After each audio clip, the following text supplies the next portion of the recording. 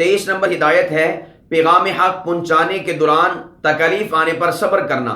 اللہ سبحانہ و تعالیٰ فرماتے ہیں سورہ مدثر کے اندر آیت نمبر 7 میں وَلِرَبِّكَ فَاصْبِرْ، فرمایا کہ میرے محبوب جب آپ اس راستے پر چلیں گے اور لوگوں کو اللہ کی طرف بلائیں گے، لوگوں کو اللہ سے ڈرائیں گے، تو اس دوران آپ کو تکلیف بھی آئیں گی، لیکن آپ نے اپنے اللہ کے لیے، اپنے رب کے لیے صبر اختیار کرنا ہے، بے صبر نہیں ہونا۔ تو اس لیے میں اور آپ بھی جب اس میدان میں اتریں گے، ہمیں طعن و تشنیع سننا پڑیں گے، ہمیں حتیٰ کہ جیل ہتھ کڑی تک جو ہے بات چلی جائے گی، ان تمام تکالیف کے اوپر ہم نے صبر کرنا ہے، بے صبرے نہیں بننا۔ اس لیے کہ وبشر الصابرین، خوشخبری تو صبر کرنے والوں کے لیے ہے۔ ان اللہ مع الصابرین، اللہ رب العالمین کی معیت وہ صبر کرنے والوں کے لیے ہے۔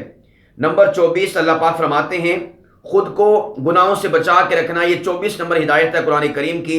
سورہ مدثر آیت نمبر 2 سے 5 تک ارشاد باری تعالیٰ ہے قم فانذر وربک فکبر وثیابک فطہر والرجز فاہجر۔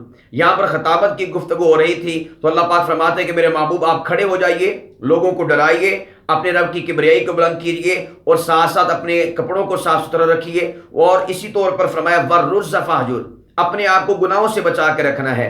اس لیے کہ آپ جب لوگوں کو گناہوں سے بچنے کا حکم اور تلقین کرتے ہیں تو آپ پر لازم ہے کہ آپ خود بھی گناہوں سے بچیں۔ اس لیے گناہوں سے بچنا یہ بھی ہماری ذمہ داری ہے، قرآنی ہدایت ہے۔ نمبر 25 اور آخری ہے خطابت اللہ کی رضا کے لیے کرنا۔ چنانچہ اللہ پاک فرماتے ہیں سورہ سبا آیت نمبر 47 میں قُلْ مَا سَأَلْتُكُم مِّنْ أَجْرٍ فَهُوَ لَكُمْ، اے میرے محبوب آپ ان سے فرما دیں کہ اگر میں نے آپ سے کوئی اجر، کوئی اجرت طلب کی بھی ہو تو فرمایا کہ فَهُوَ لَكُمْ، وہ میں تمہیں دیتا ہوں۔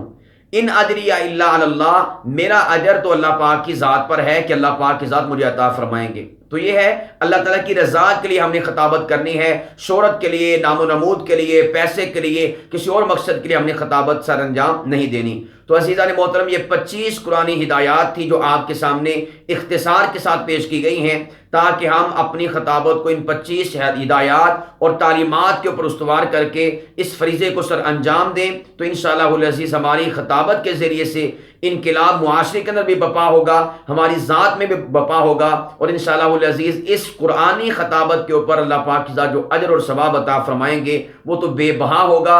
اس کا ہمیں جو ہے علم انشاءاللہ العزیز قیامت کے دن ہوگا کہ جب ہم ان 25 ہدایات کے مطابق اپنی خطابت کو استوار کر کے جائیں گے تو اللہ پاک کی ذات کیسے کیسے انعام و اکرام جو ہے ہمارا فرماتے ہیں۔ اللہ سبحانہ و تعالی ہم سب کو خطابت کا عظیم فریضہ قرآنی اور نبوی تعلیمات کی روشنی میں سر انجام دینے کی توفیق عطا فرمائے۔ وما علینا الا البلاغ المبین۔